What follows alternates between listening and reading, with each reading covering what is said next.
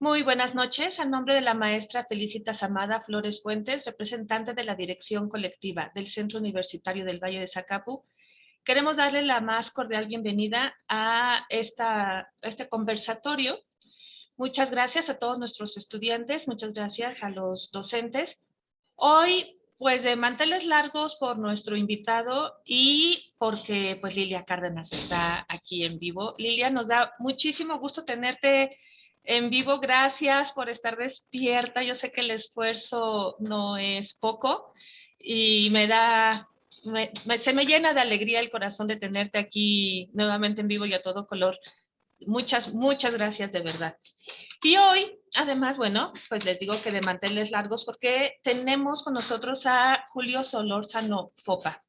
Les voy a leer una síntesis muy pequeña de su amplia biografía.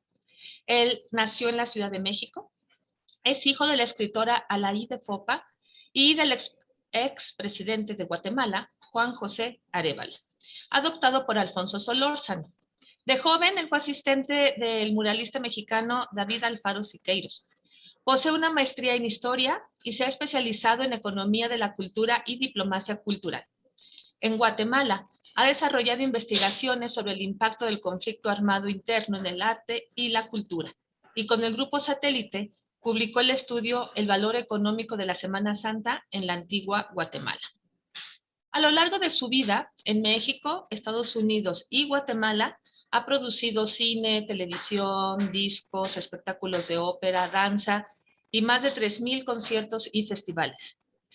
Julio Solórzano Fopa es fundador y director del Memorial para la Concordia en Guatemala, donde también es director general de la única orquesta sinfónica integrada exclusivamente por mujeres en América Latina, la Orquesta Sinfónica Juvenil Femenina y Coro Alaíde Fopa. Junto con la maestra Kimberly Flores, comparten la dirección artística. Actualmente encabeza el proyecto de la Orquesta Mesoamericana de Mujeres, que estará integrada por jóvenes músicas y directoras de orquesta originarias de Guatemala, México, Belice, El Salvador, Honduras, Nicaragua, Costa Rica, Panamá y probablemente República Dominicana. Esta orquesta y coro interpretarán exclusivamente música de la región mesoamericana. Y hoy, bueno, pues tenemos el gusto de compartir este espacio virtual del Centro Universitario del Valle de Zacapu para que nos hable sobre su madre, Alaíde Fopa, a más de 40 años de su desaparición. Muchísimas gracias. Es verdaderamente un gusto tenerte en este espacio. Lilia, Julio, pues les dejo el micrófono. Nos encantará oír esta conversación. Muchas gracias por la invitación. Muchas gracias a todos. Cada semana, aunque ahora estoy en Barcelona, escucho después los programas, pero hoy no podía dejar de estar con ustedes para estar con mi amigo de más de 50 años, Julio Solórzano, con quien hemos hecho muchos proyectos a través de nuestra vida social y cultural.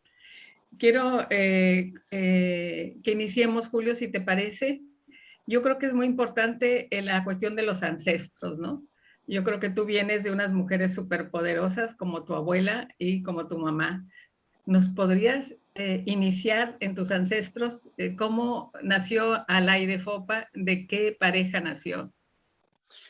Con mucho gusto. Mira, Alaíde Fopa nació en 1914, precisamente en Barcelona, donde tú estás, hija de un argentino, en aquellos tiempos era un joven dramaturgo y periodista y empezaba una carrera diplomática, que fue enviado por una revista argentina a entrevistar a Emiliano Zapata en la Revolución Mexicana.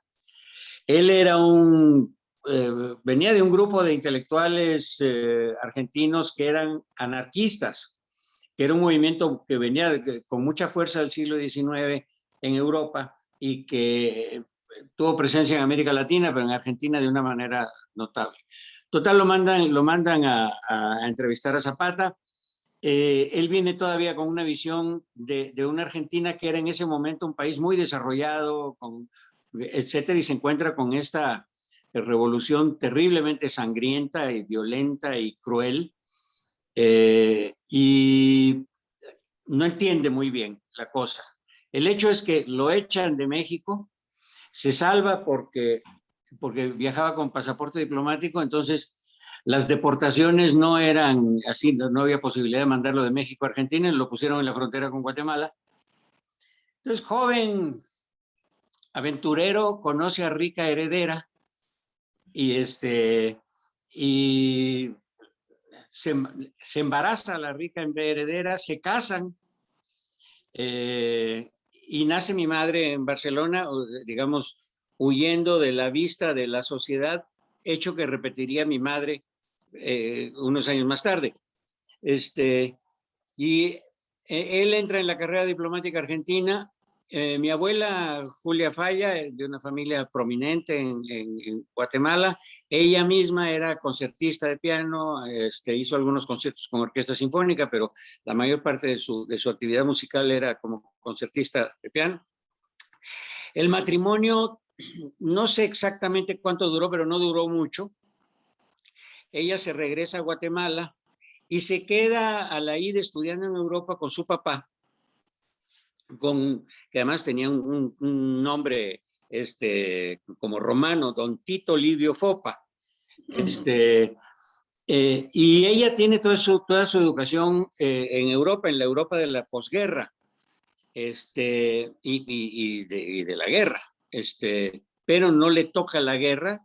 Ella estudia en Bélgica, en Francia, en la Sorbona, estudia en Italia la mayor parte del tiempo, entre Bélgica y Italia, yo creo. Incluso sus primeros poemas los escribe en italiano. Publica en España también unos poemas juveniles al principio, y llega a Guatemala en 1944, cuando en Guatemala acaba de ser derrocado el dictador Jorge Ubico, que tenía 14 o 15 años en el poder, y a la cabeza de esa revolución queda electo presidente Juan José Arévalo. Entonces ella está en Guatemala, le toca una parte de la revolución. Ella dice en sus escritos, cuenta cómo a pesar de haber estado en Europa durante la guerra, nunca le tocó de cerca, y de repente en esta revolución contra un dictador en Guatemala, le tocó, se puso de voluntaria a atender a los heridos en un hospital, y estuvo ahí. Y después se estableció. Mi madre era una mujer muy inteligente, muy sensible y muy bella. Y entonces tenía alborotado a todo el medio cultural y a todo el mundo en Guatemala. Era como la musa que llegaba. Se estableció y empezó a hacer periodismo con un periódico que se llamaba El Imparcial, ya no existe, y le hizo una entrevista a Juan José Arévalo, presidente de Guatemala, recién presidente de Guatemala. De esa relación nació una fugaz relación amorosa y pasional, de la cual quedó embarazada de mí. Y ella se fue, repito un poco, repitiendo la historia de su propia madre, se fue con su propia madre, con mi abuela, con doña Julia, yo me llamo Julio por ella, a tener el hijo fuera de la mirada en México. Alfonso Solórzano, que había sido un muchas veces exiliado luchador revolucionario guatemalteco, que se había formado en Alemania luchando contra los nazis, y era parte del partido, se llamaba Partido Guatemalteco del Trabajo, que era en realidad era el Partido Comunista de Guatemala. Él la conoce en Guatemala, se enamora de ella, la sigue a México y le propone matrimonio. Entonces ella dice, pues estoy embarazada de un hijo de Arévalo. Entonces él dice, pues que nazca en nuestra familia. Y se ponen de acuerdo Arévalo, mi madre y él, que ese es su secreto. Entonces yo nazco ahí, como ya casados, Alaí de Fopa y Alfonso Solórzano. Y después de mí nacieron, Alfonso Solórzano se va de cónsul de Guatemala a París. 2 de mis hermanos nacieron ahí, Mario y Laura.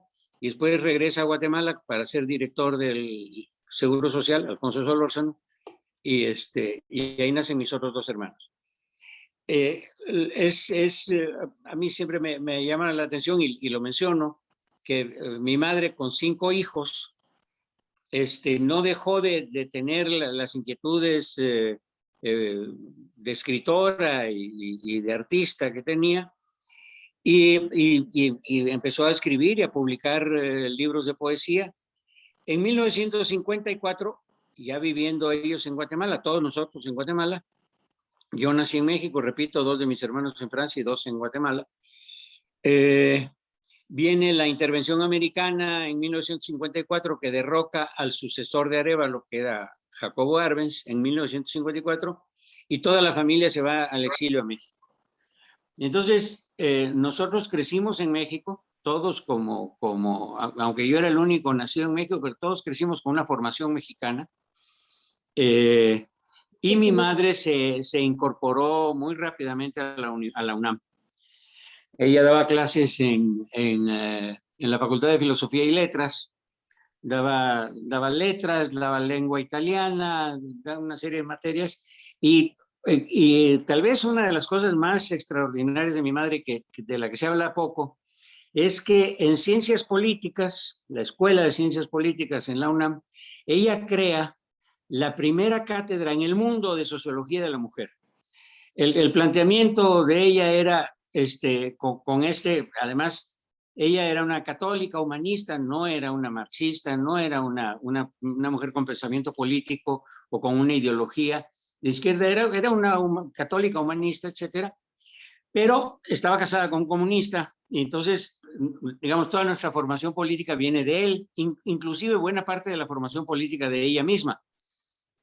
Y ella decía, esta manera de ver las clases sociales y de entender la dinámica y la lucha entre las clases sociales para entender la dinámica de la historia y de los cambios y las revoluciones, no incluye a las mujeres. En cualquiera de las clases sociales, las mujeres tienen una condición particular por sí mismas, independientemente de la clase social a la que pertenezcan. En algo que más adelante Rigoberta Menchú, la Premio Nobel de la Paz, y que es mi comadre y amiga, que bautizó a mi hija, a la Ide, que lleva el mismo nombre que mi madre, me decía, Julio, nosotros siempre hemos sido esclavas del esclavo, siervas del siervo. Y me decía, mira, en las poblaciones indígenas, si hay comida para uno y hay una niña y un niño, le toca al niño. Y así es la cosa, pues, es decir, hay toda una estructura patriarcal y machista y etcétera. Entonces, mi madre empezó a estudiar eso también y a enseñarlo como un fenómeno social y como un abordaje de la situación de la mujer que tenía que ver con esa condición de su papel dentro de la familia en los países de América Latina, básicamente. Poco a poco ella tuvo una influencia importante de las feministas norteamericanas primero, y después de las europeas. Ella descubre a Simone de Beauvoir y empieza a ser una defensora de los derechos de las mujeres y se rodea de mujeres que tienen las mismas inquietudes. Se hace muy amiga de Marta Lamas, de Elena Poniatowska y de otras mujeres y forman juntas la primera revista en América Latina, la primera revista feminista de América Latina, la revista FEM, que todavía existe y ha seguido circulando todos estos años de una manera u otra. Entonces, y en la UNAM, además de la Facultad de Filosofía y Letras y además de la cátedra en la Escuela de Ciencias Políticas, ella en el 72 empieza un programa de radio en Radio UNAM que se llama Foro de la Mujer, hasta el momento de su secuestro y desaparición en Guatemala, del que voy a hablar enseguida. Esos programas ahora, por cierto, es importante que lo sepan, hace, no sé, como un año, Benito Taibo, una familia de amigos, los Aguilar, Taibo, padre, hijo y Benito. Benito ahora, o no sé si sigue haciendo, pero hace un año era el director de Radio UNAM. Y ellos se encargaron y ellos hicieron toda la gestión para rescatar las grabaciones de los programas de mi madre, de Alaide Fopa, y subirlos con la UNESCO de París a memoria del mundo, de tal manera que los programas de mi madre están y pueden ser escuchados digamos, en el mundo de la red enorme que tiene la UNESCO, y están en memoria del mundo.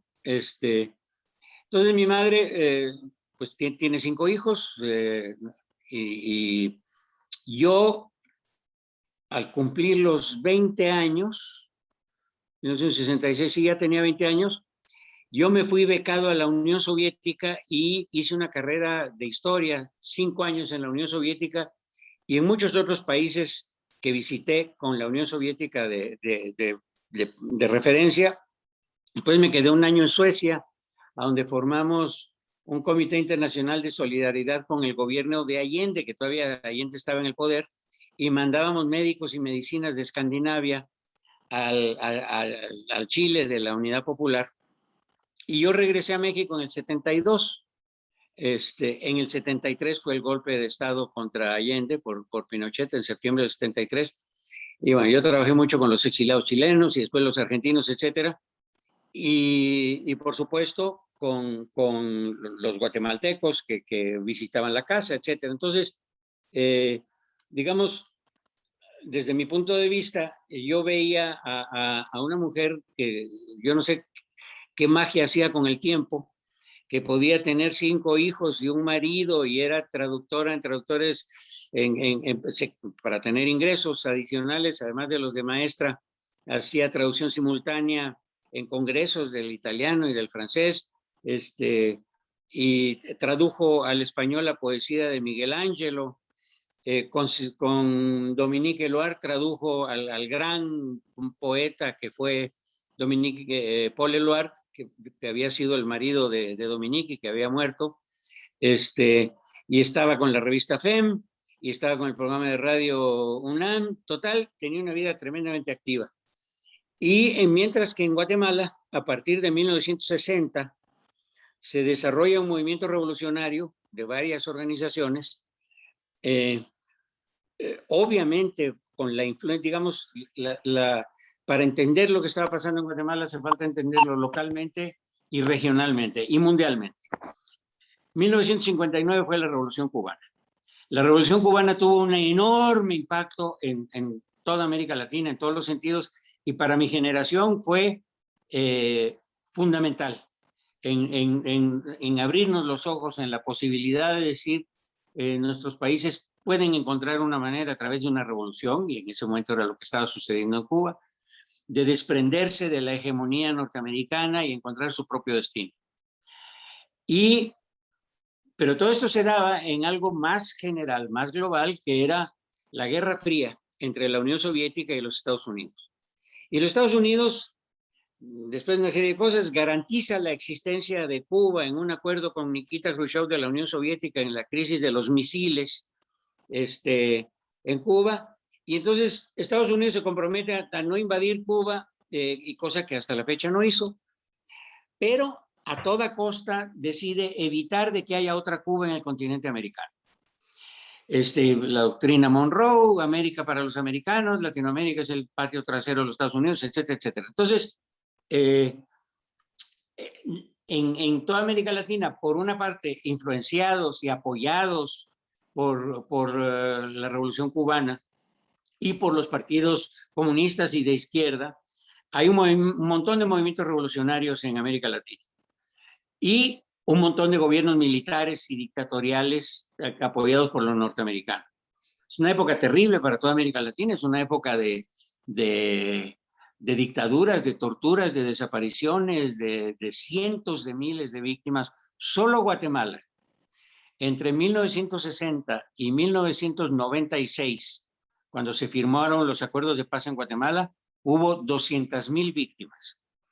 La mayor parte indígenas, porque la guerra en Guatemala no era una guerra entre, digamos, un ejército de guerrilleros y un ejército regular. Era una guerra contra los indígenas, que eran la base social de la guerrilla. Había que quitarle el agua al pez. Y en ese marco, en esas circunstancias, nosotros vivíamos en México. Ya 3 de mis hermanos se habían incorporado a la guerrilla. Mario, Juan Pablo y Silvia. 2 de mis hermanos, Mario y Juan Pablo, murieron en la guerra en Guatemala, y mi hermana fue secuestrada y mi mamá fue secuestrada y desaparecida el 29 de diciembre de 1980. en la ciudad de Guatemala. Ella fue a visitar a su madre, que estaba muy enferma, doña Julia, y la secuestraron y la desaparecieron, que era un mecanismo de represión que instaurado por los gobiernos militares en Guatemala, y en Argentina, y en Chile, y en Uruguay, y en Brasil, y en Perú, y en Colombia, toda América Latina. México se sustrajo de eso. Siempre habrá que reconocer que México tuvo en esos tiempos un gobierno con bastante independencia frente a la gran presión de los Estados Unidos. Nunca rompió relaciones con Cuba. Todos los demás países de América Latina rompieron relaciones con Cuba, menos México.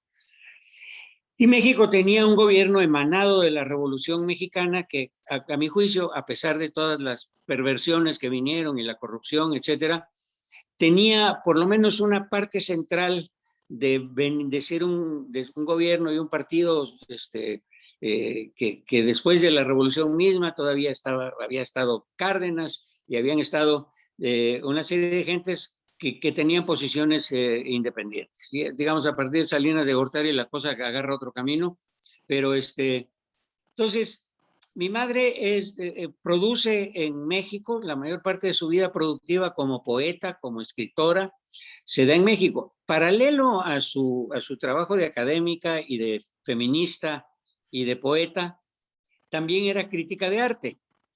Entonces ella escribió muchísima crítica de arte sobre pintores mexicanos.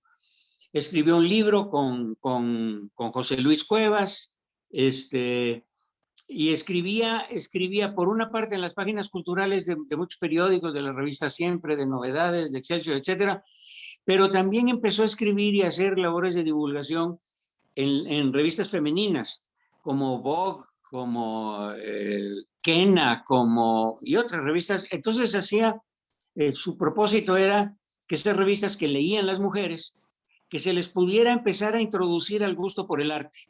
A esas mujeres que no habían tenido tal vez oportunidad de tener una educación para apreciar las manifestaciones artísticas en un país que tiene toda esta cultura extraordinaria, y en particular en las artes escénicas, en las artes visuales, en la pintura. Entonces ella hacía divulgación, hacía crítica de arte, hacía los programas de Radio Universidad, daba clases, escribía poesía y era la mamá de 5. Y lamentablemente, cuando ella fue secuestrada y desaparecida,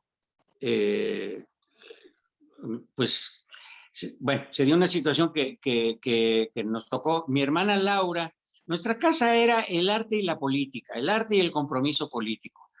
Mi hermana Laura nunca entró en la parte política. Ella era una fanática concentrada en su desarrollo como bailarina. Estudió en la Royal Ballet, consiguió una beca en Londres, etcétera. Hizo el camino que hacen muchas de las bailarinas en México, de que hacen cabaret y hacen ballet folclórico de Amalia Hernández, y hacen el taller coreográfico de la UNAM, y hacen ballet, y hacen a donde hay chamba, y dan clases de danza. Entonces, actualmente mi hermana Laura vive en Ecuador y es la directora de la Escuela Nacional de Danza de Ecuador. Mi otra hermana Silvia, que había entrado en la guerrilla, sobrevivió. Mis 2 hermanos no. Y ella vive en Guatemala. Tiene 2 hijos. Uno la hija se acaba de ir a México, por cierto, y el otro vive acá. Y entonces, mi madre desarrolló toda esta cantidad de actividades simultáneamente. Y cuando ella fue desaparecida, en 1980, realmente hubo una gran movilización en México para tratar de rescatarla con vida. Es decir, lo que todos hacíamos todo lo posible era pensar que tal vez estaba viva, aunque era poco probable, porque los desaparecidos en Guatemala, que eran desaparecidos por el ejército y el gobierno de Guatemala, no aparecían. Guatemala pasó, de esos 200,000 muertos, no hubo presos políticos. Se pasaba de ser libre a ser muerto. No hubo juicios, no hubo cárceles. Digamos, yo con compañeros que he venido a conocer a través de los años de Uruguay, que me dicen, oye, yo pasé 14 años en la cárcel, o de Argentina, o de Chile. En Guatemala no hubo cárceles. persona que agarraban, persona que desaparecían o mataban. Bueno, siempre era más o menos lo mismo. Hay una anécdota.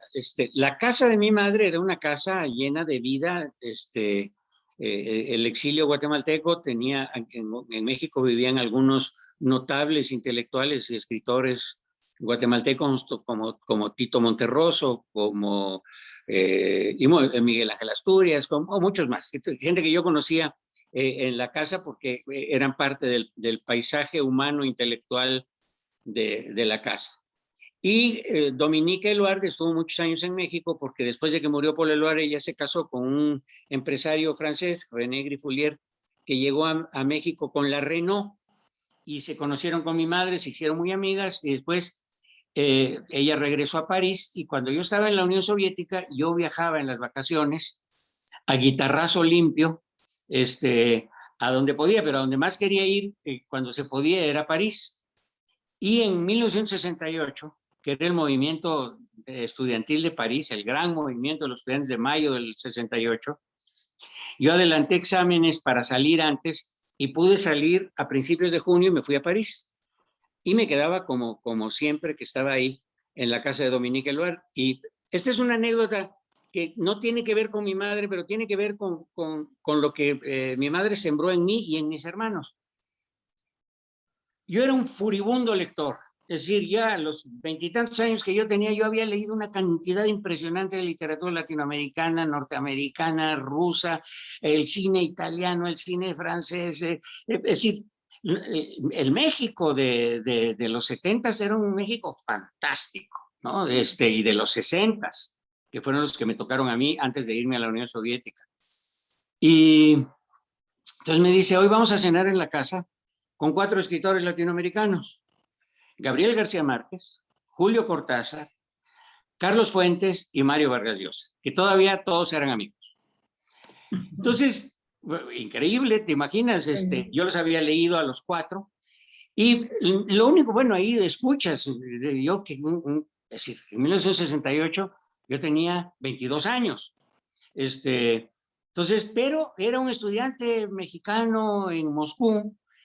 Y entonces les llevé la noticia a García Márquez y a Carlos Fuentes de que las páginas eróticas, que son, como todos sabemos, muy sutiles, de La muerte de Artemio Cruz y de 100 años de soledad, habían sido censurados por la mojigatería de los soviéticos. La gente no entiende muy bien que los soviéticos, y hasta la fecha, son profundamente conservadores. De veras, mojigatos. Entonces, y entonces estaban enojadísimos porque cómo les habían censurado y etcétera. Bueno, y a mí me regaló, me dijo García Márquez, oye, ¿tienes un libro mío? No, que yo vine con la guitarra pues a París, allí cantando en las calles y pasando el sombrero y en fin. Yo tengo una edición mexicana y me dedicó el libro. En la conversación de esa noche, había un convidado de piedra del que se estaba hablando mucho, que era el gran poeta César Vallejo del Perú. Y entonces estábamos todos en París y entonces ellos empezaron de memoria a decir, quiero morir en París en un jueves sin lluvia, etcétera, etcétera. Entonces la dedicatoria que me hizo a mí, García Márquez dice, para julio en París sin jueves ni lluvia, con un abrazo del carajo, Gabriel. Y a Gabriel García Márquez yo lo vi muchas veces después a lo largo de la vida, lo vi muchas veces en Cuba, después que yo empecé a viajar mucho a Cuba y en México. A Carlos Fuentes lo vi pocas veces en México, aunque en París, los días después, Carlos Fuentes sí se me pegó y andábamos en las trincheras, ya en la derrota del movimiento estudiantil y andábamos ahí en la fiesta, pues en las guitarras y en fin, en la calle. A Mario Vargas Llosa no lo volví a ver, lo vi hace poco en Guatemala porque vino aquí a hacer una investigación para un libro que acaba de publicar sobre Guatemala, pero no hablé con él. Pero con Alaí de mi madre hubo esta circunstancia. Cuando estábamos todos buscando qué hacer para que si acaso mi madre estuviera con vida en manos del gobierno, presionar al gobierno para que la liberara. Y mi hermana se fue a las Naciones Unidas en Nueva York y yo hablé con López Portillo, que era el presidente entonces, y con Jorge Castañeda, padre del que fue después canciller con Fox. Jorge Castañeda y de la Rosa, un gran diplomático mexicano extraordinario, y formaron una comisión por la vida de Alaí de Fopa. Esa comisión estaba integrada por Juan José Bremer, que era el director de Bellas Artes entonces, Leopoldo Sea, que era el director del Instituto de Investigaciones Filosóficas, y Jorge Carpizo, que era el director del Instituto de Investigaciones Jurídicas de la UNAM también, Socorro Díaz, que era la única mujer directora de un periódico que dirigía El Día, entonces, y el director del Museo de Antropología e Historia, ahorita se me escapa el nombre.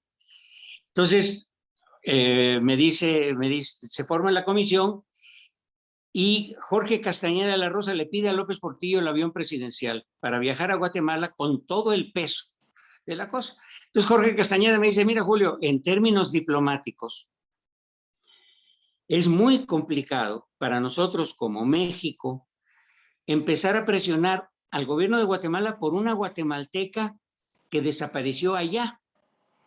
Entonces lo que vamos a hacer, y esto me parece extraordinario como concepto poético, la vamos a declarar Alaí de Fopa mexicana porque es parte de la cultura de México. Y nos vamos a abrogar el derecho de luchar por rescatarla con vida, lo que me pareció un acto generoso, increíble, en fin. Entonces un día me llama y me dice, Julio, aquí al lado están todos los integrantes de la comisión, en Tlatelolco, en su oficina. Y digo, pero mira, quiero que veas este telegrama o telex que acaba de recibir del gobierno de Guatemala, a donde el gobierno de Guatemala, contestando al mensaje del canciller de México, diciendo, vaya, estamos nombrando, el presidente de México ha nombrado esta comisión para interesarse por la suerte de la doctora Alaí de Fopa. Jorge Castañeda dice, mira lo que contestaron. Entonces, y afortunadamente tengo esos documentos. Yo desclasifiqué todos los documentos sobre Alaí de Fopa en la Cancillería mexicana, en la Secretaría de Relaciones Exteriores, y tengo ese telegrama. Decía más o menos así, nosotros con mucho gusto recibiremos y daremos las facilidades a la comisión que ustedes han dignado representar, pero consideramos importante advertirles que el comunismo internacional, en su afán de dañar la imagen de Guatemala, del gobierno de Guatemala, podría causarles daño de cualquier naturaleza a los integrantes de la comisión cuando estén aquí, como ya ha sucedido con otros. Vaya, es que es increíble el nivel de descaro y desparpajo. En enero de ese año habían quemado la embajada de España en Guatemala, con un montón de gente adentro, inclusive el papá de Rigoberta Menchú, que fue quemado vivo ahí. Entonces, yo le dije, mira, me dice, Julio, estamos aquí nada más para que tú nos digas, frente a esto, ¿qué hacemos? Está el avión del presidente. Aquí está la comisión. Tú nos dices, ¿vamos o qué hacemos? Entonces, hablando ya con la comisión, les dije, miren, imagínense la tensión y el agotamiento y la búsqueda de información. En Guatemala las amenazas las cumplen. Y no tenemos ninguna señal de vida de mi madre. Si hubiera alguna señal de vida, no solo les digo que vayan, sino que yo me voy con ustedes. Pero no hay señales de vida. Entonces, lo más probable, lamentablemente, es que ya no esté con vida y que algo le pueda pasar a los miembros de la comisión, si van. Y entonces cancelamos el viaje. Ya para entonces, mi hermano menor, Juan Pablo, había muerto en junio en la región de Quiché, en Guatemala. Y mi padre adoptivo, Alfonso Solórzano, había muerto en agosto, ese mismo año, atropellado en Insurgentes, en un accidente, que al principio nosotros no sabíamos si era accidente o no, pero fue un accidente. Y entonces mi madre en diciembre, y el siguiente junio, Mario, mi hermano. Entonces de repente una familia de 7 se convirtió en una familia de 3, y mi hermana Silvia estaba todavía en la guerrilla, no sabíamos qué iba a pasar con ella. Afortunadamente sobrevivió. Entonces, la vida de mi madre está marcada, creo yo, fundamentalmente por su obra su vida en medio de las circunstancias en las que vivió. Desde la Segunda Guerra Mundial, la Revolución de Octubre en Guatemala de 1944, la relación con Juan José Arévalo, la relación con Alfonso Solórzano, la crianza de los 5 hijos, uno de sus libros, por supuesto el que a mí más me gusta porque es muy personal, se llama Los dedos de mi mano, que está dedicado a sus 5 hijos. Mi madre también escribió cosas mucho más filosóficas. Les cuento una anécdota alrededor de un poema.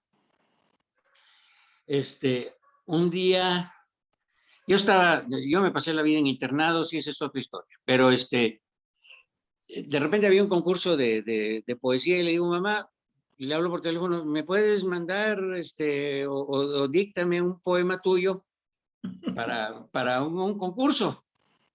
Y entonces, de un libro que se llama Las palabras y el tiempo, el poema, lo voy a parafrasear, pero es casi como lo voy a decir, dice, temo las palabras que son la impropia vestidura donde la poesía oculta su pura desnudez. Temo las palabras que destrozan el sentimiento intacto de la poesía. Yo por primera vez en mi vida empecé a entender que la poesía no eran las palabras, que las palabras reflejaban las ideas poéticas y que hay poesía en la música y en un paisaje y en el amor. Entonces, también esa era una parte de nuestra formación. Era una manera de ver la vida con una profundidad y con una amplitud muy privilegiada, ¿no? Entonces, y bueno, para terminar con la parte de Dominique Eluard, me llama en medio antes de la conversación con la comisión y con Jorge Castañeda de la Rosa, me llama Dominique Eluard y me dice, Julio, te abrí un espacio para que hables en la Asamblea Francesa, porque yo le decía, ayúdanos, que intervenga el gobierno francés, ya logramos que interviniera el gobierno norteamericano, el mexicano, el italiano, que intervenga el gobierno francés pidiendo que aparezca Alaíde con vida. Entonces me dijo, ya te abrí un espacio en la Asamblea, vente a París. Entonces yo fui a la UNAM a pedirles que me pagaran el pasaje, porque yo no tenía cómo irme a París, entonces me pagaron el pasaje. Me acompañó una persona cuyo nombre ahora no logro recordar y en justicia lo tengo que recordar. Y llego a la casa de Dominique Eluard y le digo, Dominique, mi francés no da para hablar en la Asamblea. ¿Viste? No te preocupes, te va a acompañar Julio Cortázar.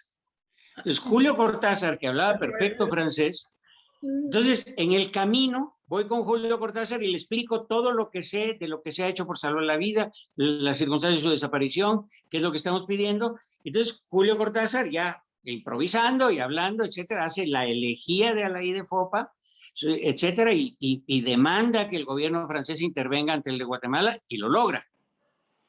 Interviene la Asamblea, interviene la Presidencia, el Poder Ejecutivo de Francia, etcétera, lamentablemente sin resultados. Y esa fue la segunda y última vez que yo vi a Julio Cortázar, pero imagínate lo significativo. Entonces, perdón que me haya echado todo este monólogo larguísimo, pero es un poco más allá de la poesía. Yo creo que la poesía la pueden leer. La poesía tiene la virtud de que cambia según el lector, creo yo. Y se hace una especie de complicidad. Yo cuando leo, incluso a mí me sucede con las canciones y con el ambiente con el que yo he vivido. Yo trabajé mucho manejando la nueva trova cubana durante 20 años en México, etcétera.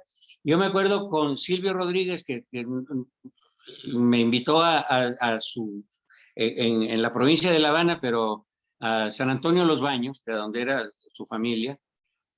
Y entonces me empezó a contar a qué se referían sus canciones.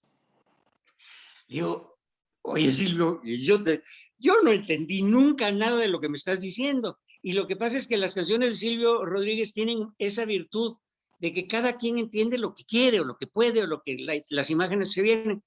A mí, yo debo confesar que me gusta más Pablo Milanés o Serrat o Aute, me gustan más los cantantes más prosaicos.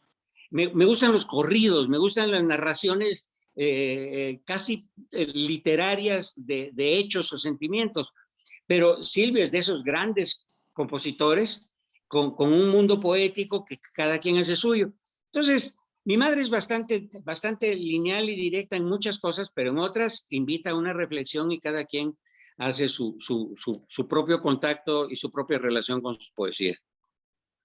Ay, pues ha sido realmente maravilloso, ¿no? El mundo que te proporcionó de alguna manera tu madre, ¿no?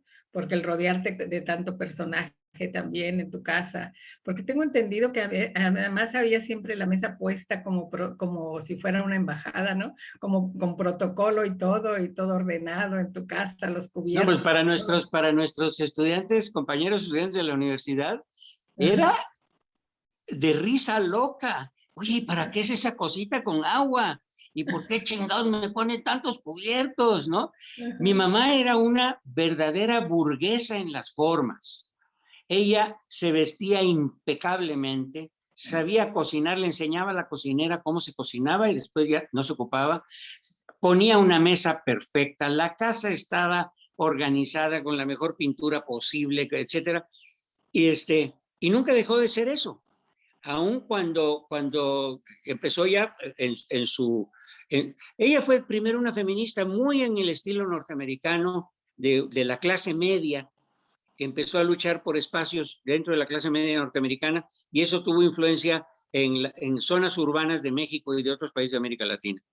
Pero después empezó a conectarse eso con las luchas de las mujeres obreras, las mujeres que trabajaban de sirvientas en las casas, las mujeres campesinas, las indígenas, etcétera, poco a poco.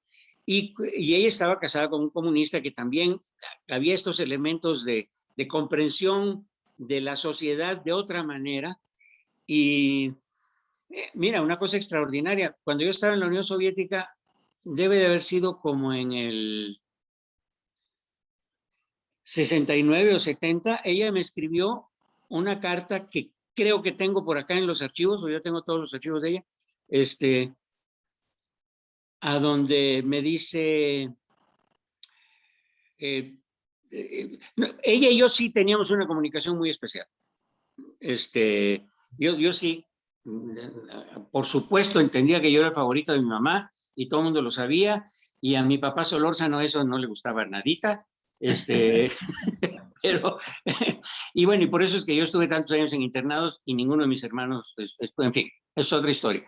Pero ella tenía esta capacidad de humanizar las cosas. Por ejemplo, la carta que me escribió a Moscú decía, te comunico, hijo querido, una decisión muy importante para mí. Hoy dejo de ser católica porque esto interfiere con la libertad que necesito como escritora. Dejo de creer en Dios. Entonces, una mujer que a los 50 y tantos seguía cambiando, seguía creciendo, seguía aprendiendo. Si uno lee, por ejemplo, en el 75, un programa que hizo ella de Foro de la Mujer, fue una intervención de ella. En el 75 se organizó en México, durante el gobierno de Echeverría, el primer Congreso de las Naciones Unidas por las Mujeres. En el 75 Naciones Unidas inventó ONU Mujeres, la primera oficina internacional de Naciones Unidas por las mujeres, y la primera reunión mundial de temas de mujeres se hizo en México. Un poco impulsada por Esther Echeverría, la mujer de Echeverría, que tenía simpatía por los temas feministas, etcétera, y el hecho es que se dio con apoyo del gobierno mexicano. Y el discurso que ella hizo, yo te di a ti, Lilia, la película que hizo esta cineasta mexicana. Ahí está el discurso de ella en su voz, porque hizo un programa de radio con ese discurso, y es de 1975. Tú lo lees hoy, 40 y tantos años después, y tiene una actualidad impresionante en su comprensión de la situación de la mujer en América Latina. Entonces, y ella no fue una militante política de partido, ¿no? Cuando mataron a Juan Pablo, ella se acercó más y estando sus otros 2 hijos todavía vivos en la guerrilla, se acercó más a Luis Cardosa y Aragón y otros intelectuales guatemaltecos que estaban más involucrados con el apoyo al movimiento revolucionario en Guatemala, y empezó a involucrarse más, pero su vocación toda su vida fue ser poeta y ser feminista y ser crítica de arte. ¿Nos podrías contar, bueno, tu relación con el gran pintor que estuviste con él? Siqueiros. Sí, Siqueiros, que estuviste con él, pero fue porque tu mamá tenía una relación con ella, ¿no? También, una amistad. No, fíjate que, no, el que tenía una relación con ella era mi papá Solórzano. Ah, mira. Porque David Alfaro Siqueiros era comunista. Por lo del Partido Comunista. Por lo del Partido Comunista. Pero yo tenía facilidad para dibujar y para pintar. Entonces yo creí que por ahí iba mi vocación de adolescente. Entonces cuando estaban haciendo el Museo de Antropología e Historia, una amiga de mi madre, Cita Canesi, estaba armando un equipo de gente para reproducir códices. Que por cierto, qué bueno que me acuerdo ahora que estoy hablando con gente de Michoacán, que por cierto, a mí me tocó reproducir, que me dieran originales, códices originales, de los purépechas, y reproducirlos con wash y con acrílico, copiando el papel a pelo, ¿no? Sin calcar, sin fotografiar, sin nada, así se hacía mucho, así como en biología, a pesar de las fotografías, se siguen haciendo dibujos de los pajaritos y de etcétera. También hay cierta reproducción de códices que se hace para tratar de buscar la manera como pintaban, etcétera. Yo me acuerdo había un puritanismo con respecto de si los indígenas prehispánicos comían o no comían sangre o carne humana, y si era solo ceremonial o era alimento, que era una discusión eterna, ¿no? Entonces, y que los Estados Unidos impulsaban mucho que todas esas culturas eran unos bárbaros caníbales. Pero la verdad es que a mí me tocó reproducir un códice donde está el rey Tariacuri comiéndose una pierna de un enemigo, tal cual, metiéndole el diente. Y esos no los enseñaban. Ahí están todas las reproducciones y ahí están todos los códices, pero por una especie de puritanismo antropológico no quieren enseñar esas cosas. En todo caso, yo fui ahí y Siqueiros estaba en la cárcel. Cuando terminó López Mateos su presidencia en 1964, fue a inaugurar el Museo de Antropología. Y unos días antes del Museo de Antropología, el López Mateos había sacado de la cárcel a Siqueiros. Él lo había metido y después lo sacó, ¿no? Antes de terminar su término. Entonces, ahí en el Museo de Antropología yo me acerqué a él, porque él dijo, estoy formando un equipo para trabajar un proyecto de un mural muy grande. Entonces yo me acerqué a él, no lo conocía, digamos que la timidez no es una de mis virtudes. Entonces me la acerqué y le dije, oye, me interesaría, pues búscame y no sé qué. Y entonces, bueno, yo ya hablé con mi mamá y hablé con Alfonso y dije, oigan, por lo menos consígueme la dirección o cómo lo busco. Y efectivamente, él estaba armando su equipo de ayudantes en Cuernavaca. Y entonces lo vi en la Casa de Tres Picos, en Polanco, que después se hizo museo. Y le dije, mira, a mí me gustaría, yo no he estudiado pintura. A mí ponme a mezclar colores o a lo que sea, me gustaría estar ahí y entender el proceso, etcétera. Soy un gran admirador del muralismo y de la gráfica popular y en general el arte comprometido de la Revolución Mexicana, la novela, el corrido. Entonces me dijo, vete para ahí. Entonces ya, y yo era el Benjamín, el chiquito del taller, tenía 20 años. Mira, déjame, me voy a separar, no se muevan, les voy a traer la foto.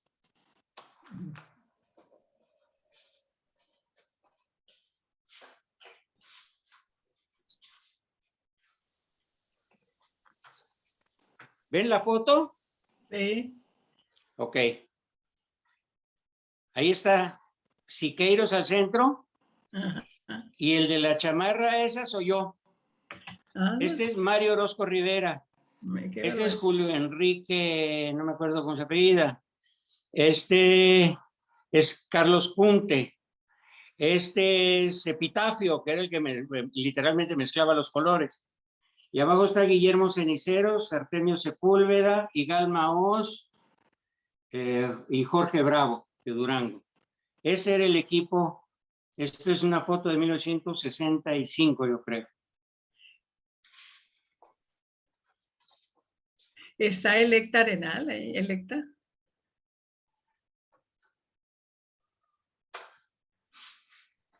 Entonces, bueno, pues el honor y el orgullo y la responsabilidad de ser hijo de mi madre es una buena parte de la energía de mi vida.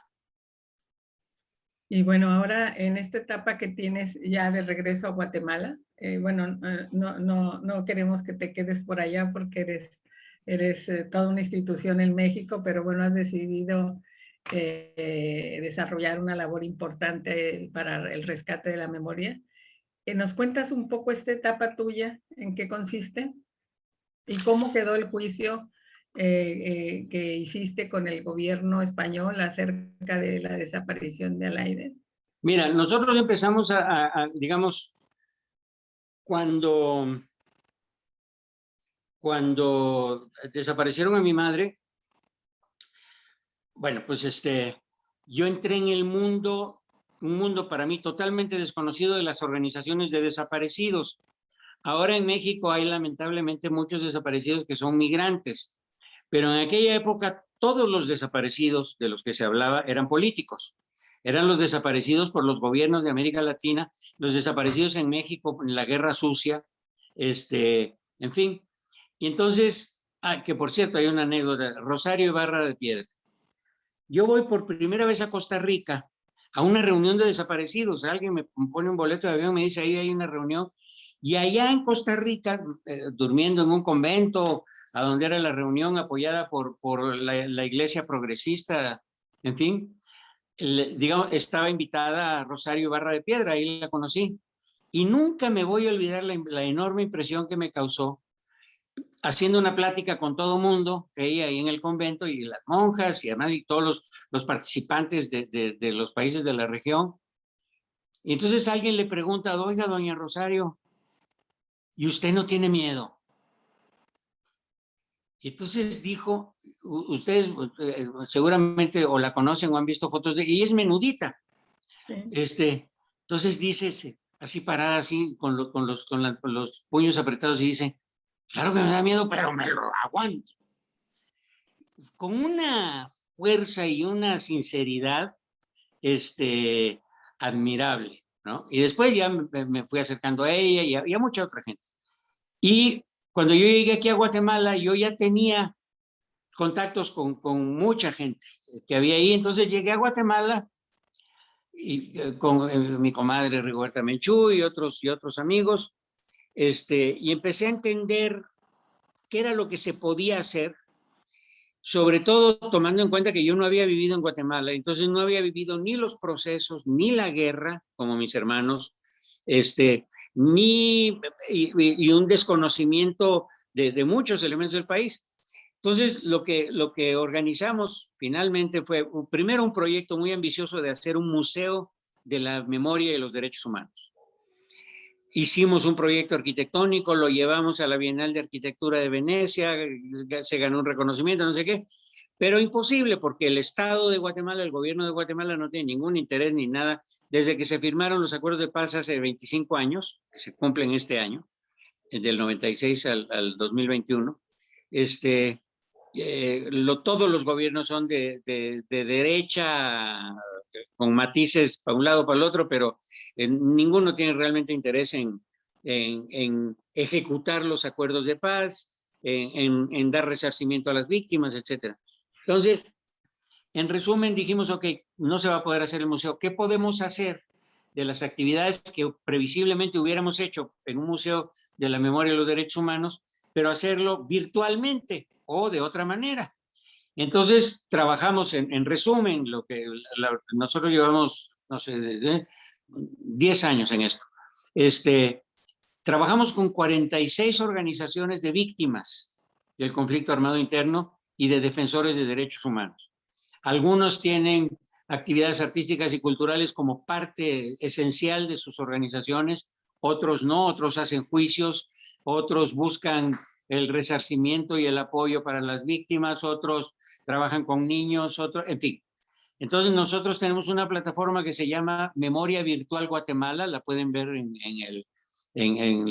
internet, y tenemos también un mapeo de la memoria, tenemos un museo interactivo de Guatemala donde están señalados todos los monumentos a las víctimas del conflicto armado interno, y hasta antes de la pandemia trabajamos mucho, íbamos y trabajamos en diálogos intergeneracionales sobre el conflicto armado interno y sus consecuencias en comunidades indígenas, en universidades, en escuelas, en círculos de trabajadores, en sindicatos, etcétera, incluso en universidades privadas y con grupos de empresarios, los menos trogloditas, pero en fin, digamos, ese es nuestro trabajo.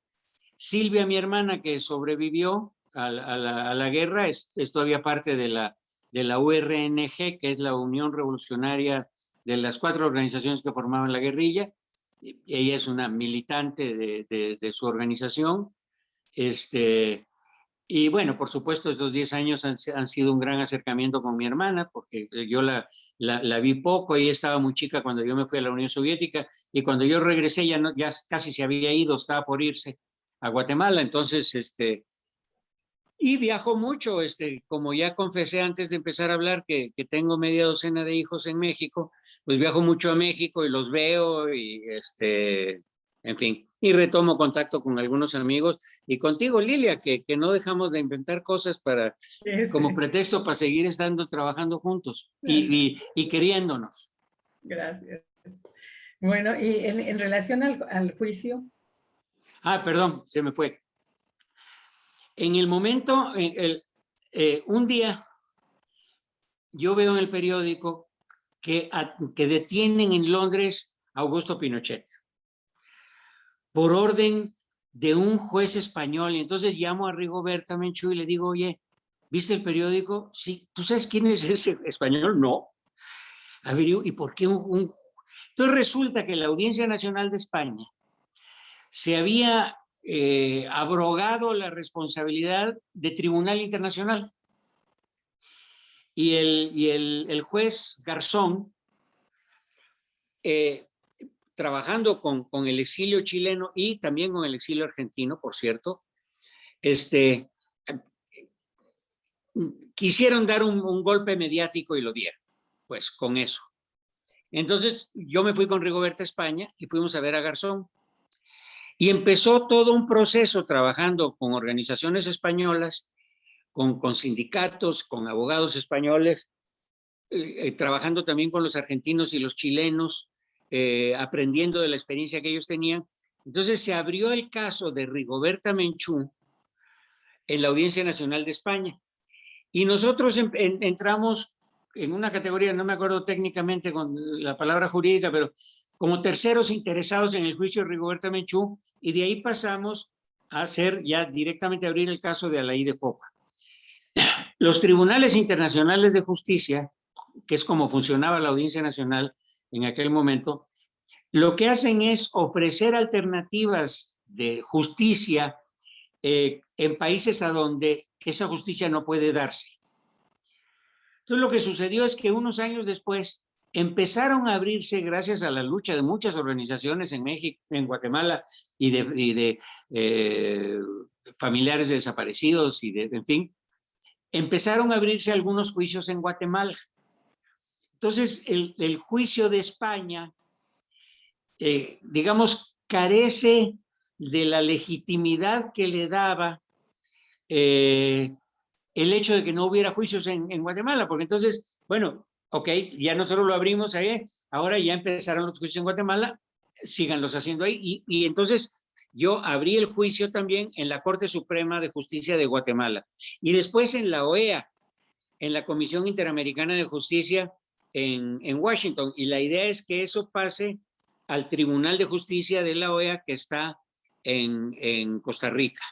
Entonces, nosotros tenemos ahorita el juicio abierto en 3 jurisdicciones, en 3 tribunales, el de España, el de Washington y la Corte Suprema de Justicia de Guatemala. Qué interesante todo el andamiaje jurídico, ¿no? Sí, Para muy la interesante. defensa de los derechos.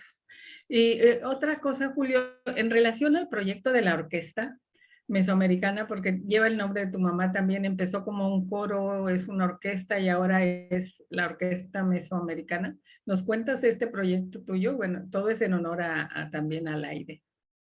Es en honor a la IDE y es también porque yo tuve en Tepoztlán, Morelos, una orquesta enorme, una orquesta juvenil enorme, a donde las orquestas sinfónicas juveniles nacieron de un movimiento encabezado por un gran músico, pedagogo venezolano, José Antonio Abreu, hace ya 50 años en Venezuela. Ahorita uno habla de Venezuela y todo el mundo oye Maduro o Chávez, no, es mucho antes. Entonces se crea este gran sistema, así le llamaron, el sistema de orquestas sinfónicas juveniles en Venezuela. Y fundamentalmente la estructura es presentar una alternativa frente a los conservatorios de música. Frente a los conservatorios de música y yo estoy en ese entendimiento, eso es lo que yo creo, son como unas entelequias del siglo XVIII y XIX, que hay que estudiar 10 años y que te puedes pasar los primeros 3 años sin tocar, sin tener en las manos un instrumento y que tienes que pasar, no sé, todo es así. Entonces, Abreu en Venezuela hace un sistema a donde podían aprender en los barrios, en los pueblos pequeños de Venezuela y en las zonas más pobres de Caracas, etcétera. Y se hacían orquestas sinfónicas juveniles con niños que aprendían a leer música en 3 días. Y entonces se empezó a desarrollar un movimiento extraordinario, con una frescura y una energía. Y bueno, hoy es un movimiento mundial. Y Dudamel, este gran director que nació de ese movimiento, de niño entró con José Antonio Abreu a ese movimiento, después fue director de una pequeña orquesta, después de una más grande, después de la Orquesta Bolívar, que es la más importante de Venezuela. Ahora es el director de la Filarmónica de Los Ángeles y es el director de la orquesta más importante del mundo, es el director musical de la Filarmónica de Berlín. Un venezolano nacido del sistema, digamos de eso. Entonces, Manuel de la Cera, amigo mío, promotor cultural, etcétera, él me hizo 2 invitaciones a mí muy importantes. Me invitó a hacer una orquesta sinfónica juvenil en Tepoztlán, asociado con Fernando Lozano, que dirigía entonces la organización mexicana que coordinaba las orquestas sinfónicas juveniles, y Eduardo Mata, el gran músico, compositor, violinista y director de orquesta, Eduardo Mata, que era entonces ya director artístico de la Filarmónica de Dallas. Entonces en Tepoztlán, a donde yo vivía y pasaba la mayor parte del tiempo, decidimos hacer una orquesta. Y ya, tú me conoces como organizador, yo no sé hacer cosas chiquitas sin hacerlas más complicadas y más grandes, algunas salen y otras no salen. Bueno, esta salió. Entonces pensábamos que íbamos a tener 60 muchachos y se inscribieron 450. Y entonces decidimos que no íbamos a hacer ninguna selección, que los 450 que querían estar estuvieran. Hicimos una orquesta monstruosa de 450, yo me puse por todos lados. Ahí Columba Bush participó en ayudarnos con los instrumentos y un montón de otras cosas. Tuvimos una gran experiencia en Tepoztlán hasta que no vino el conflicto de Tepoztlán, de las tierras de Tepoztlán, un pleito por un club de golf y todo, etcétera, a donde una de las víctimas de toda esa situación fue la orquesta. Entonces, y se terminó. Manuel de la Cera también me invitó, yo fui director del Auditorio Nacional, cuando él era director de Bellas Artes. Entonces yo había sido, me dice, Julio, tú eres el empresario, como organizador, como productor, que más ha alquilado y usado el Auditorio Nacional. Entonces, en los últimos años, ¿por qué no te sientas del otro lado y tomas la dirección? Pues órale, ¿no? Y bueno, y hice también mis cosas, y tengo toda una historia ahí. Fueron mis 2 experiencias vinculadas a Manuel de la Cera, que es un hombre al que yo recuerdo con muchísimo cariño y respeto y admiración. Entonces, cuando yo vine a Guatemala, yo traía en la cabeza la idea de hacer una orquesta sinfónica juvenil.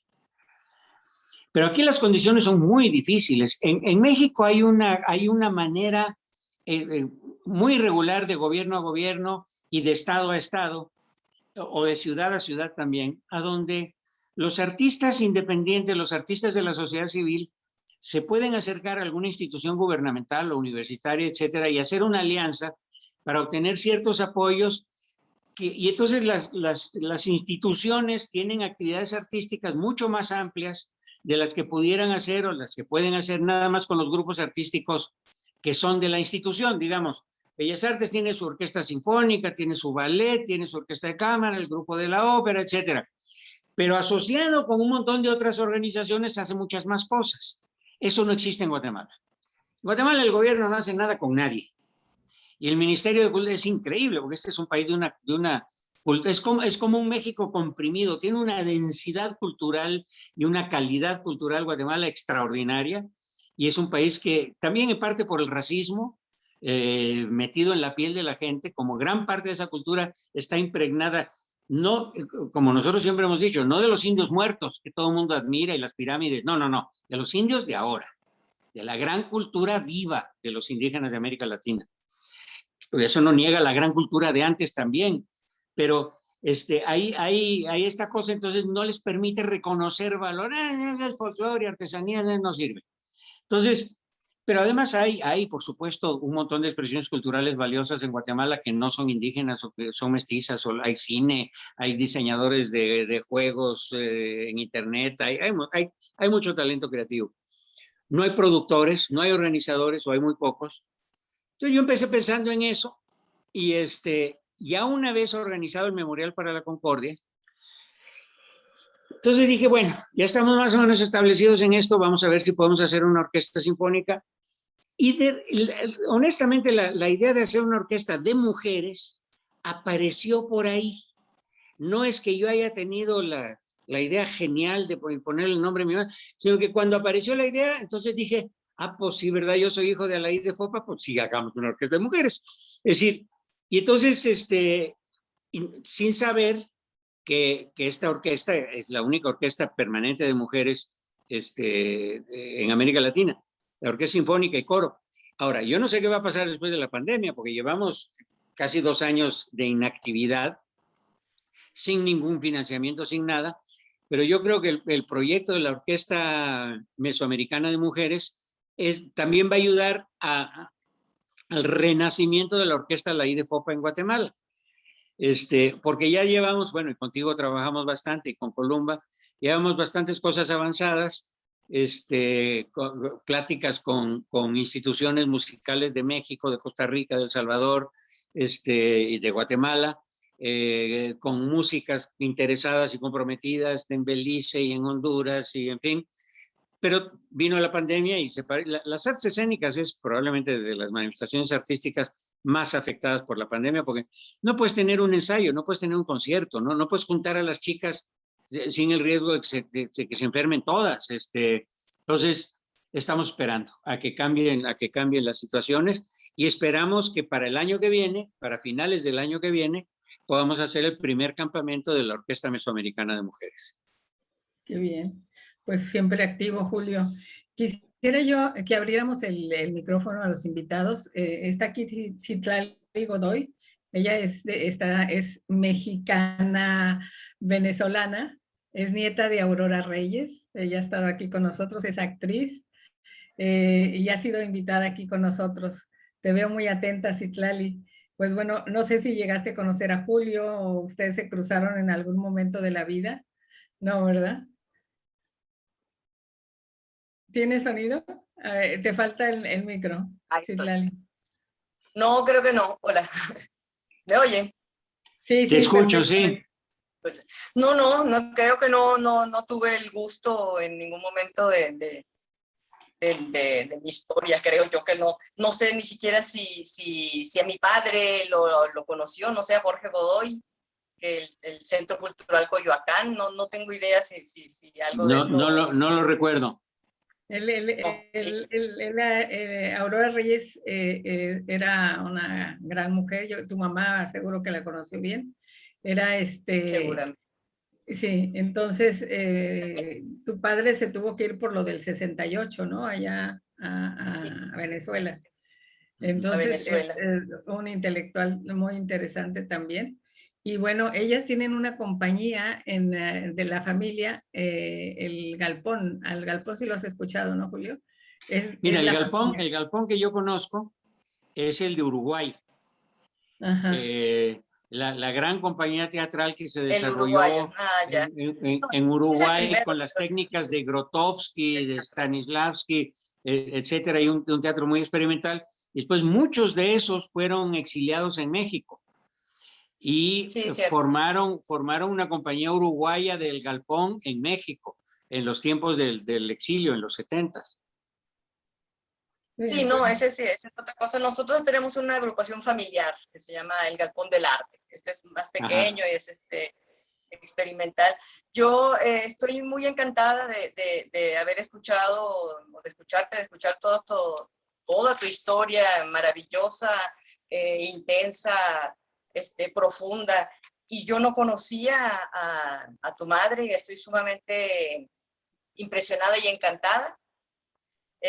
Y de hecho, bueno, voy a buscar los libros de poesía porque me ha interesado mucho. A mí me gusta trabajar justamente con palabras, con palabras para niños y para adultos, para todo público, ¿no? Y las cosas que comentaste de muchos de sus textos me parecen interesantísimos, así que yo voy a buscarla y seguramente en algún momento que tenga algo montado, te haré partícipe, pues te mostraré. No, muchas gracias. Fíjate que yo hace poco me llamó Paco Ignacio Taibo, el director del Fondo de Cultura Económica, porque van a editar un poemario de Alaí de Popa. Entonces, por cierto, en ese viaje de octubre que tengo a México voy a firmar el contrato y el año que viene va a salir en una colección que tienen ellos que se llama Poesía, porque no es fácil encontrar los libros de mi madre en México, porque las editoriales que Costamic y otras editoriales importantes en su momento que le editaron ya no existen. Y entonces, hasta ahora, aquí en Guatemala nosotros sí hemos hecho reediciones de su obra, pero ahora vamos a empezar a empujar en México. Ah, qué bueno, qué bueno, qué bueno. Y pero en internet vas a encontrar bastantes cosas, ¿eh? Exacto, en internet. Perfecto. Ay, pues qué bueno, qué bueno. No, muy impresionada, además de toda tu propia vida, de todo lo que haces, o sea, la orquesta. Un porcentaje mínimo de lo que ha hecho Julio, ¿no? Ahora creo que va a escribir sus memorias, ¿no, Julio? Por eso sí, ahora estoy en eso. Estoy tratando de escribir todo esto. Por cierto, un capítulo gracioso. Hace unos meses estuve con 3 de mis hijos y les digo, bueno, ya les conté que estoy escribiendo mi autobiografía. Yo a ustedes les he pedido siempre que me digan lo que piensan. Ahí va la pregunta. ¿Me van a leer? Me dicen, bueno, tal vez, papá. Y entonces me dice, ¿por qué no haces un podcast? Ah, buena idea. Entonces también voy a producir un podcast a sugerencia de él. Oye, dice, mira, nosotros ya no somos gente de libros. Nosotros leemos en pantallas y escuchamos música y cosas en el carro, cuando llegamos a la casa y vivimos en las redes. Entonces, pues, si quieres que te pongamos atención, métete ahí. Entonces, bueno, ok, habrá que aprender. Es verdad, y nos obligan a aprender, sí, así es. Buena idea, porque sí, esa es la actualidad. Exacto. Ese es el modo. Bueno, tenemos aquí también a Rosalinda de Guatemala. Rosalinda, bienvenida. A Julio ya lo conoces, entonces solamente para... ahora en la pandemia tenemos un club de cine que se llama Laura Esquivel y tenemos un club de lectura Laura Esquivel y tenemos un cine debate. Y bueno, la pandemia también nos ha servido para unirnos, ¿no? Rosalinda, aquí tenemos a Julio. Sí, yo lo sé, encantada de verte, Julio. Hola, Rosalinda.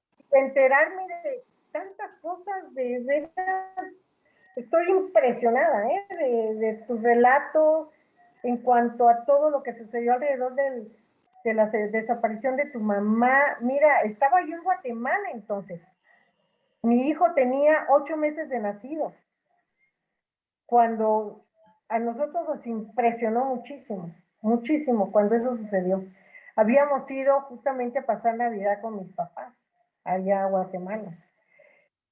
Y fue algo que verdaderamente nos afectó mucho, porque era una época muy dura, muy difícil. A mí me tocó vivir algunas cosas, muy tristes, muy lamentables, de gente que desapareció, que, como decía la esposa de un abogado, amigo de mis papás, decía, lo único que queremos saber es en dónde está enterrada mi hija. Decían, y fue muy, muy, muy terrible, muy marcada esa vez, muy triste, muy lamentable. Pero además me encanta oírte hablar, cómo narras la historia de tu madre, una maravillosa, extraordinaria mujer, como tú dices, con 5 hijos y además todo lo que hizo. Sí. Son seres únicos, únicos, verdaderamente. Son especiales, que vinieron aquí a este mundo a cumplir una gran misión. Y qué bueno que tú estás escribiendo ¿qué es autobiografía? Sí, sí. Sí, ¿verdad? Sí. Muy interesante, Julio. Y yo recuerdo cuando te conocimos, Javier y yo, allá en Coyoacán, no sé si era en el departamento de Otto o de... Otto Schumann. Sí, cómo no. ¿Verdad? Es que fue hace tantos años. Bueno, Javier y yo vamos a cumplir 50 años de casados en enero, imagínate. Felicitaciones. Otto Schumann era muy amigo de mi tía Nancy. ¿Ah, sí? Sí, íbamos, cuando yo iba a la Ciudad de México, él me llevaba a conocer los pueblos de alrededor de la Ciudad de México que él estudiaba, ¿no? Iba y los grababa y todo, ¿no? Otto Schumann, un tipo extraordinario. Extraordinario, sí, qué pena. Y otro que vivía en Coyoacán era Luis Cardoso y Aragón. Sí. Bueno, Alejandra. Es que fíjate, yo estoy... Sí, Luis Cardoso. Hola, ¿me escuchas bien? Alejandra, ¿tienes alguna pregunta? Pues más bien estoy impresionada con toda esta historia, con toda esta cultura que ha vivido Julio, ¿no? Yo creo que si la historia, si la cultura, si los conocimientos pesaran, Julio no podría levantarse de tanto peso. Estoy convencida que tendría que estar sentado eternamente. Ya tengo exceso de peso biológico como para encima y todavía cargar te más quiero cosas. aventar el otro. Bueno, el otro sí está muy lindo, ¿no? Yo estoy muy impresionada, de verdad, de toda la gente. Sí, de la gente que te ha rodeado, obviamente, pero de lo que has logrado absorber de esa gente, porque no todo mundo es capaz de absorberlo, reflejarlo, compartirlo como lo haces tú. Y eso es... Mira, obviamente, hay una enorme, digamos, parte de mi ser que viene del mundo en el que afortunadamente nací, de mis padres, y de una serie de circunstancias. Y entonces lo que yo creo es que no es nada más lo que uno recibe directamente, que puede ser también en la universidad o de maestros o de colegas o de amigos o aprender de los propios hijos. Es cómo uno no deja de aprender. Exacto. Y cómo uno no, digamos, no pierde la curiosidad o la atención. Hay cosas que no tienen que ver con nada de relaciones personales y que son unas aventuras extraordinarias por las cuales en parte yo voy a hacer la autobiografía. Por ejemplo, me tocó estar como empresario del Ballet Folclórico de México de Amalia Hernández en Nueva York el 11 de septiembre del 2001. Y ahora que son los 20 años, voy a hacer una serie de programas aquí en Guatemala y de entrevistas en los periódicos, etcétera, en el 20 aniversario, porque yo estuve ahí. Y entonces, ¿cómo se vivió? Es una cosa, afortunadamente, sin una tragedia cercana, nadie de las 115 o 120 personas que estábamos en ese momento ahí, pero una manera de ver el mundo y de entender lo que está pasando, o de simplemente, como en ese momento, decir, no entiendo qué carajos está pasando, ¿no? Era un sentimiento como de que, puta, se está acabando el mundo, ¿no? ¿Qué está pasando aquí? Y estar en el centro. Por cierto, una pequeña anécdota que tiene que ver con Rigoberta Menchú. Yo estaba entonces, y quien era entonces mi esposa de mi tercer matrimonio, Sara Casamayor, estaba en Tepoztlán, y ella trabajaba conmigo, me ayudaba en una serie de cosas, me había hecho unas citas precisamente en el sector financiero de Nueva York, con el vicepresidente del Citicorp que acababan de comprar Banamex, y yo andaba buscando patrocinios para el ballet folclórico, y tenía con una cita con esta persona a las 9 de la mañana del 11 de septiembre. No en una de las torres, pero sí en un edificio al que le cayó una de las torres encima. Entonces, por supuesto, se rompen todas las comunicaciones, yo no llego a la cita, obviamente, porque todo eso sucede a las 8 y 8:15 de la mañana. Entonces, pero Sara en Tepoztlán se queda completamente desconectada y con la idea de que yo fui a ese lugar, ¿no? Entonces la llama Rigoberta Menchú, Sara estaba en Tepoztlán y Rigoberta Menchú estaba en la Ciudad de México, y le dice, comadre, ¿está preocupada? ¡Ah, sí, estoy preocupada, no sé nada, etcétera! Entonces Rigoberta Menchú se va a la casa de Tepoztlán, pero pasa primero por el mercado y compra un montón de semillas y pone a Sara, mi mujer, a hacer pepián hasta que se le bajó la angustia, moliendo semillas y hablando las horas hasta que la calmó. Entonces, con una de esas sabidurías extraordinarias que nosotros hemos perdido, ¿no? Y que la población indígena muchas veces sí la tiene, ¿no? Entonces, bueno, pues esta parte del anecdotario es también cosas. Y ahora que yo estuve en Afganistán en 1970, y ahora Afganistán está en todos lados, etcétera, y el Afganistán que yo conocí era donde había camellos y burros más que gente, y arena, y nada de lo que está pasando, lo que ha pasado. Entonces, es una vista, yo he tenido el privilegio de, no solo de nacer, de la familia que nací, etcétera, viví 5 años en la Unión Soviética, muchos años en Estados Unidos, muchos viajes a Cuba, muchos viajes en América Latina y en otras partes del mundo, de Europa. Entonces, tengo también una visión muy vasta y muy diversa. Una pregunta, ¿cómo le hacías para viajar con pasaporte que no tuviera el sello que habías estado en Cuba, en Estados Unidos? No, bueno, en Estados Unidos me metieron al bote en un viaje porque yo venía a decir, no me metieron, bueno, me encerraron en un cuartito y perdí mi conexión para viajar a México, que es parte de la anécdota, pero sí tenía, y después los cubanos lo que hacían es que nos daban la visa en un papelito aparte y no sellaban el pasaporte. Cuando todo el mundo les empezó a decir, oye, quiero ir a Cuba, pero no me friegues, ¿no? Pues dame la visa aparte. Y ellos empezaron a dar visas por separado. Qué bien. Bueno, ¿alguien más? No es nada más todo lo que has vivido, es también cómo lo compartes. Sí, sí. Esa capacidad muy sabroso, tan rica de compartirlo. De plática, ¿no? Muy sí, sabroso. de que pues, nos podríamos quedar aquí, bueno, Lilia, pobre, son las 1000 de la madrugada. Yo no. Lilia y yo ya hemos tenido sesiones larguísimas. Pero nos podríamos aventar una sesión enorme, ojalá que algún día bueno, podamos hacerlo. Oye, es una pregunta, de tu etapa de cantante, me encanta esa, cuando yo te conocí, que andabas en la trova y todo eso, cantando ahí con una persona. Mira, yo empecé,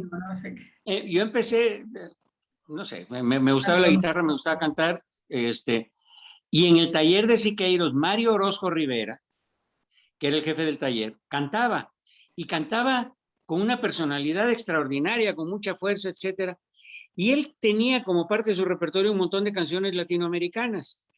Entonces, yo de él aprendí, a pesar de que él era un poco egoísta y no me quería enseñar, yo le copiaba las canciones y veía cómo ponía los dedos en la guitarra, pero aprendí las canciones de Atahualpa Yupanqui, etcétera. Él cantaba muchas cosas de México también, de canción antigua mexicana. Y después conocí a Oscar Chávez y me hice amigo de otras gentes que ya eran parte del movimiento mexicano, de los folcloristas, del Negro Ojeda, René Villanueva. de René Villanueva, en fin, todos los folcloristas. Entonces, había un movimiento en la Ciudad de México muy importante de recuperación de la música folclórica y de la música de contenido social, la canción protesta o como se le llamara. Y ya, y entonces yo me fui a la Unión Soviética con una guitarra.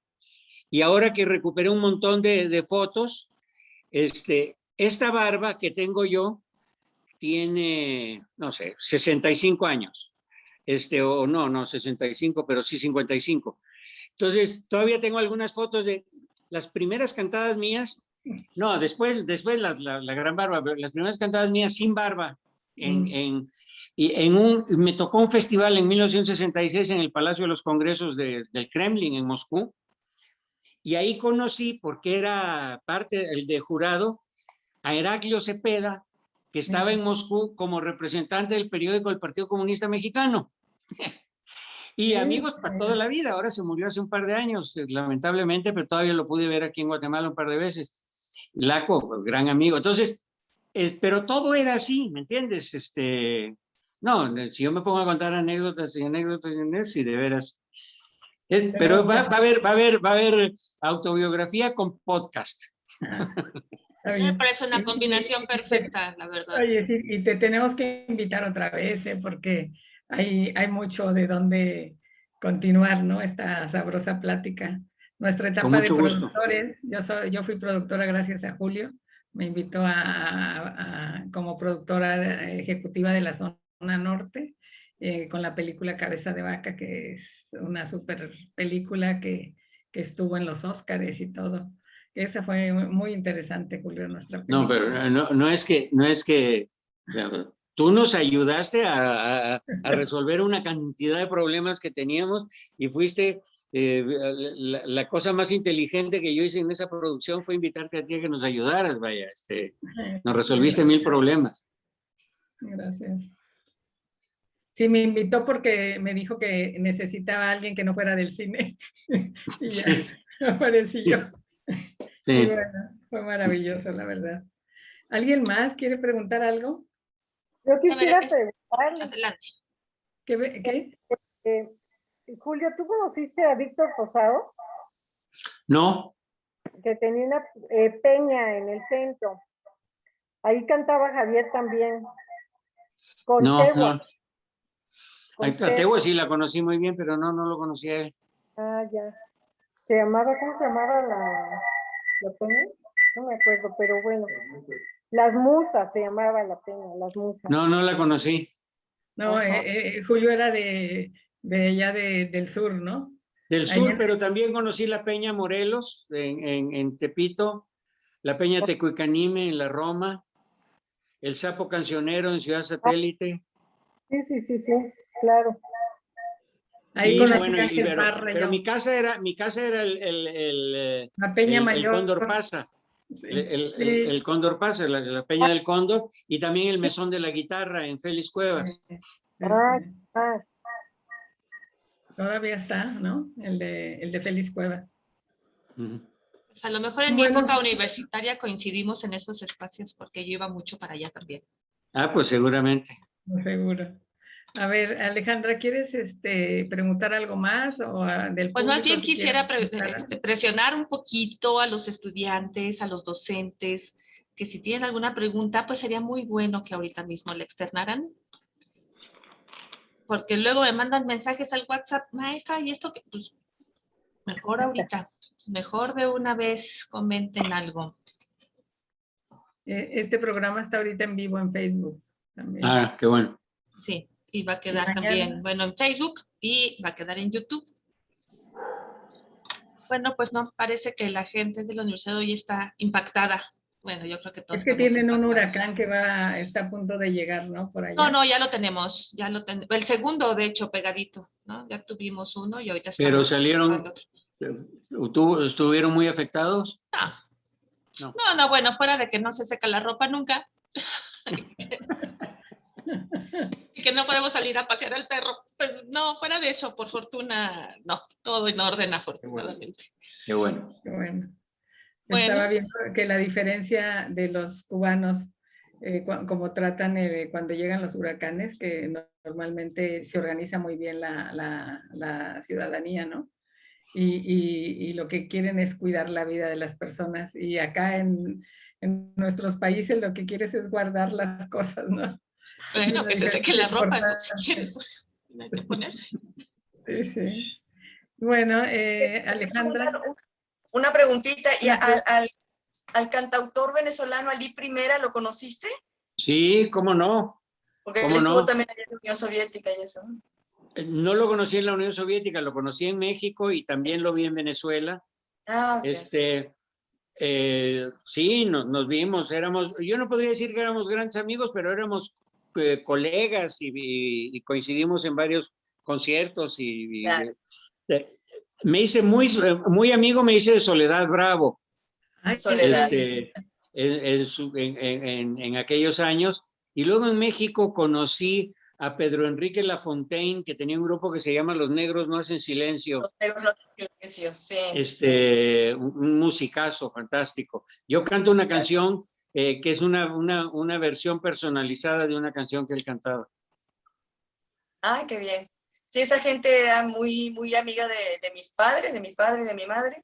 Y bueno, y también de uno, pues nos hicimos amigos todos, crecimos como en esta onda. Sí, también sí, conocí en algún momento a Cecilia Todd. Estoy tratando de recordar a los venezolanos que conocí. La galería que tenía su papá allá en Venezuela se llamaba Viva México, ¿no? Sí, la Galería Viva México. Ahí se presentaron todos ellos. Cecilia Todd, Lilia Vera, Ali Primera, Soledad Bravo era muy, muy, muy amiga de mi mamá. Vera, sí es Lilia Vera, claro, también, ya se me había olvidado. Sí. Claro, una gran cantante también. Sí. Yo fíjate que yo acompañé a Soledad Bravo, la contraté para Coahuila, y me dijo, bueno, la única cosa es que tienes que ir conmigo. Y entonces iba ella, Martín, que era su novio en aquel entonces, y iba yo, ¿no? Entonces a veces yo agarraba la guitarra y pensaban que era Soledad Bravo, porque hicimos un recorrido por todos los pueblos de Coahuila. ¿Verdad? Qué divertido. Sí, sí, muy divertida y muy amena y todo. También una vida llena de emociones, ¿no? Sí, Ella era cómo no. de origen español, ¿no? De origen español. Y también ella, digamos, igual que mi comadre Tania Libertad, son de esas cantantes que se han dado el gusto de cantar todos los géneros. De cantar folclore, canción protesta, rock, clásico, lo que sea, tango, mariachi, todo, sí, ¿no? Todo, sí, sí, sí. Sí, sí, rico. Eso pues también en tu casa, Julio, era como la de tu mamá. O sea, ahí veía uno a todo mundo, al aire, veíamos... Sí, pero lo que pasa es que mi mamá era una gente razonable y yo no. ¿No? En mi casa eran multitudes. Sí. Aute, sí, Aute llegó conmigo. Bueno, hay algo de una anécdota que ustedes pueden disfrutar. Aute llegó conmigo a la fiesta de mi cumpleaños número 50 en Tepoztlán y él nunca había llegado a México. Y éramos amigos él me acompañó a mí en el juicio por mi mamá en la Audiencia Nacional de España y habíamos cantado en varios festivales en Ecuador y en Colombia y en Nicaragua, creo, y éramos muy amigos. Entonces, él llegó como, aquí está tu regalo, aquí estoy yo como tu regalo de 50 años, fantástico, ¿no? Y entonces me dice, nada más te voy a pedir un favor. Aute, que es una cosa que no mucha gente sabe, era un fanático, aficionado y conocedor del cine norteamericano de los años 40, 50 y 60. Entonces, cuando supo que Katy Jurado era amiga mía, me dice, Julio, yo tengo que conocer a Katy Jurado. ¿Cómo no voy a conocer a Katy Jurado? La de High Noon con Gary Cooper y la que se casó con Ernest Borgnine y que no sé qué. Sabía toda la historia. Entonces invito a Katy Jurado, que efectivamente era muy amiga mía, iba mucho a mi casa. Y entonces Katy era de buena garganta, tequilera, y la acompañaba siempre un sobrino suyo. Y la noche que estuvimos ahí con Aute, y estaba Nahuel, estaba Caíto, estaban algunos amigos argentinos músicos, ella contaba sus historias y Aute cantaba las canciones y los demás también, etcétera. Y el sobrino le decía, Katy, ya vámonos, ya son las 12 de la noche, ya vamos. Y él decía, 5 minutos, 5 minutos. Katy, tía, es la 1 de la mañana, tía. 5 minutos, 5 minutos. Tía, son las 2, tenemos que irnos, etc. De repente, Aute agarra la guitarra, se va al cuarto que tenía ahí en mi casa y a la media hora regresa con una canción maravillosa que se llama 5 minutos, a donde habla de Katy, habla de Tepoztlán, habla de la novela Bajo el Volcán, hace referencias al cine norteamericano. 5 minutos, una canción maravillosa. Y es la primera vez que yo veo a un genio, compositor, componer una cosa, como si fuera cualquier cosa, en media hora ir y regresar, y sale con una canción, escúchenla. Está en internet, está en donde quieran, se llama 5 canciones de Luis Eduardo Aute. 5 minutos de Luis Eduardo Aute. Sí, dije canción, 5 minutos. Sí, sí. Uy, qué bien. Pues Alejandra, tú que eres la encargada de este programa y de cerrar. De cerrar, qué triste, no quiero hacerlo, pero bueno, sé que tengo que hacerlo. Y tengo que despedirlos después de una plática maravillosa. Realmente, qué bueno que esto se queda grabado porque sería muy egoísta habernos lo quedado para nosotros solos. Qué bueno que lo vamos a poder compartir con mucha gente. Y espero que todo el mundo lo goce como lo hemos gozado esta noche, porque ha Muchas sido gracias, oye, fantástico. muchísimas gracias. Y le agradezco a Lilia que me invite a esas cosas, a donde Lilia sabe que yo las disfruto muchísimo también. Sí, sí, por supuesto. Con mucho gusto. Claro Gracias, que le agradecemos infinitamente a Lilia, porque pues parte de que estemos pasando de una manera amena esta pandemia es gracias a Lilia y gracias a los invitados que nos tiene todos los jueves. Y hoy, bueno, pues particularmente muchas gracias a Julio Solórzano, de verdad. Pues tengo que cerrar tristemente a nombre de la maestra Felicitas Amada Flores Fuentes, representante de la dirección colectiva del Centro Universitario del Valle de Zacapu. Agradecemos a la doctora Fabiola Lanís, agradecemos a nuestros estudiantes, a nuestros docentes, a todos nuestros invitados especiales. Citlali, un abrazo, me da mucho gusto verte, gracias por estar aquí. Gracias de verdad. Lilia, es infinito mi agradecimiento en todos los sentidos. Gracias por estar despierta a estas horas para ti. Para mí ha sido maravilloso poder verte otra vez en vivo, poderte escuchar otra vez en vivo. Estoy muy contenta de verte. Y muchas gracias por contactarnos con Julio Solórzano. Muchas gracias, Julio, por estos minutos, porque para mí fueron minutos nada más. Cuánta razón tenía Einstein de que el tiempo es relativo, porque se pasó rapidísimo. Ojalá podamos tener la fortuna de tenerte nuevamente y de poder platicar mucho más, porque hay tanto que escucharte, que ya estoy esperando el libro para leerte y el podcast para escucharte. Ya los estoy esperando. Muchas gracias a ti, Alejandra, por la invitación y a todos los que asistieron. Gracias otra vez, Lilia, y nos vemos pronto por allá. Aquí los espero con los chiles en nogada, ya habíamos dicho. Ok. Perfecto. En octubre, pues. Sí, ya ahorita ya hay. Ya los espero cuando sea posible. A todos, pues muchas gracias. Muy buenas noches. Por favor, cuídense. Los que no se han vacunado, vacúnense y guarden su distancia. Nos vemos el siguiente jueves. Hasta luego. Hasta luego. Hasta luego. Gracias. Adiós. Gracias. Adiós.